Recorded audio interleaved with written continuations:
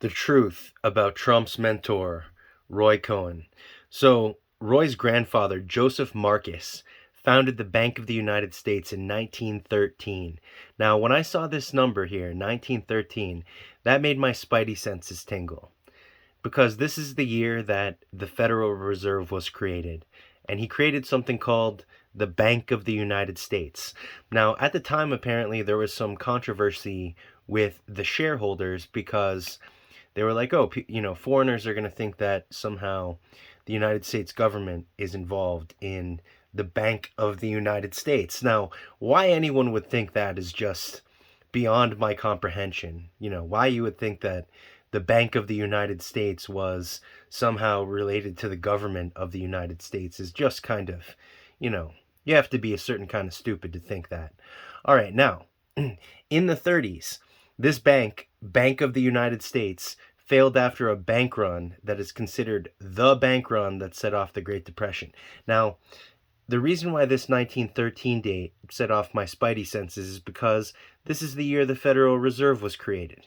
Anyway, so his grandfather makes a bank that is the bank that created the bank run that set off the Great Depression. Isn't that wild? All right, now, his father, this was his maternal grandfather, by the way. Now, his father was a justice of the New York Supreme Court. Before that, he was a prosecutor at, guess where? Guess where he was a prosecutor? The Southern District of New York. All right, so then Roy graduates from Columbia Law School at the age of 20, and he immediately goes to work for the Southern District of New York, which is where they prosecuted Ghislaine Maxwell, where they prosecuted Diddy, and so on. All right, so while he was there, he prosecuted Julius and Ethel Rosenberg. Now, these were famously spies who allegedly stole secrets from the United States and sold them to adversaries and so on. This is actually a whole rabbit hole on its own. And let me know if you want to see a deep dive into that, because it's an interesting one. So while he was prosecuting Julius and Ethel Rosenberg, he was accused of misconduct. And Alan Dershowitz said that the Rosenbergs were both guilty and framed. And again, this is a whole interesting rabbit hole all on its own, but it's kind of outside of the scope of this video. Now, after he prosecuted Julius and Ethel Rosenberg, he kind of rose to prominence and caught the attention of J. Edgar Hoover, who convinced Joseph McCarthy to hire him. Okay, so after he prosecuted some spies and allegedly maybe framed them, he caught the attention of the FBI director and then went to work for Senator Joseph McCarthy during the Red Scare. He hunted and questioned commies and gays. That was a whole big long thing. But during all this period of time, from Julius and Ethel Rosenberg all the way up through McCarthy, he was involved in learning, dealing with what you call in the intelligence business tradecraft. Now, this is a whole nother rabbit hole here, the Army versus McCarthy hearings in 1954. But it was after this that he left public life. This is Roy Cohn we're talking about, and went into private practice in New York City. And for approximately 30 years. It's actually more like 32 years because he died in 1986. Okay, so during this time in private practice in New York City, after learning all about espionage and all kinds of interesting stuff through his work with Joseph McCarthy, he goes to work for businessmen like DuPont, mafia dons like, what's that guy's name? John Gotti, and also Catholic clergy, okay? Alan Dershowitz, who famously represented Trump in his one of his impeachment hearings, he called Roy Cohn the quintessential fixer. Now, during this period of time of private practice in New York, Roy Cohn was indicted a bunch of times for things like coercion, blackmail, blah, blah, blah. A whole bunch of stuff. He got indicted a bunch because of his let's say, overly aggressive legal tactics. And he was known for this, right?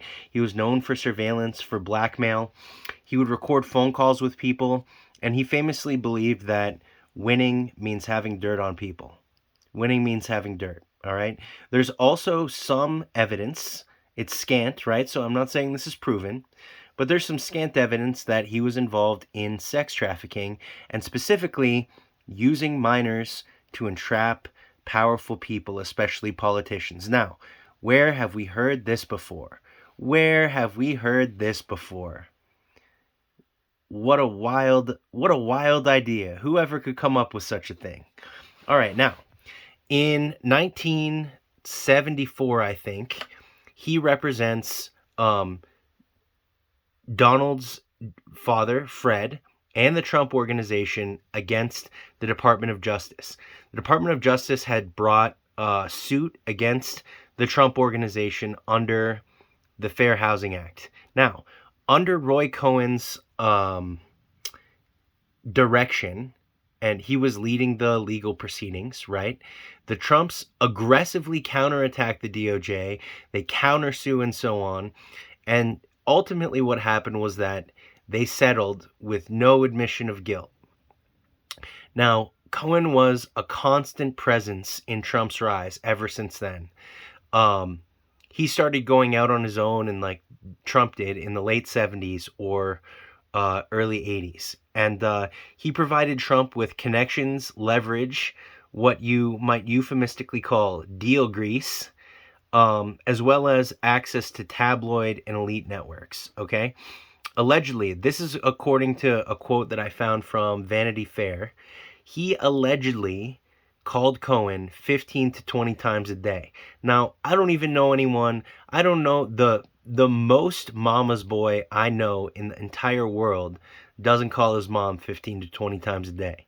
But here's Trump, allegedly, calling Roy Cohn 15 to 20 times a day. Now, Cohen introduced Trump to Roger Stone, Paul Manafort, and Rupert Murdoch, okay?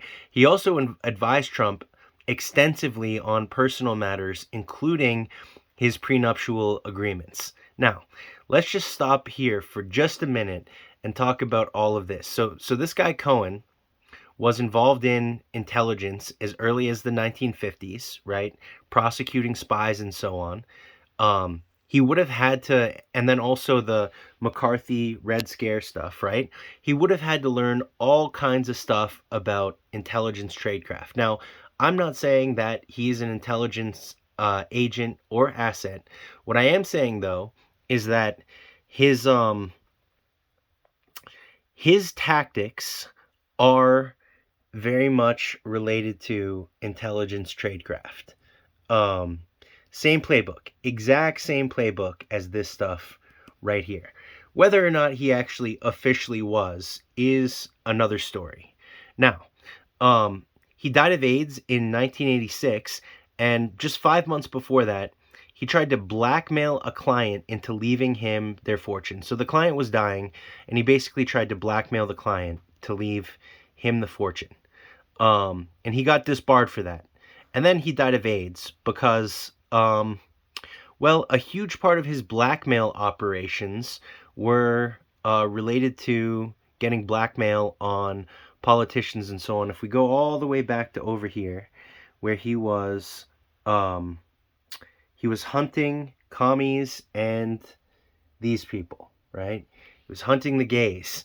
And, you know, famously, a lot of people who do that are themselves gay. And so dying of AIDS is not, in the 80s, is not a perfect piece of evidence, but it very strongly points toward the fact that, at a minimum, he went both ways. Okay? Now, Trump, from all of this contact, all of this advice, all of these connections and so on, that this guy, Cohn, who also, by the way, was a member of the tribe, which kind of makes sense why Trump is such a good friend to Israel, right? Such a staunch, good friend to Israel, because his mentor was a member of the tribe. Anyway, Um, this is where Trump learned how to operate, right? Cohen taught Trump admit nothing, deny everything, attack first, and then always claim victory. Or, more importantly, you never, ever, ever, ever admit defeat. And if you look at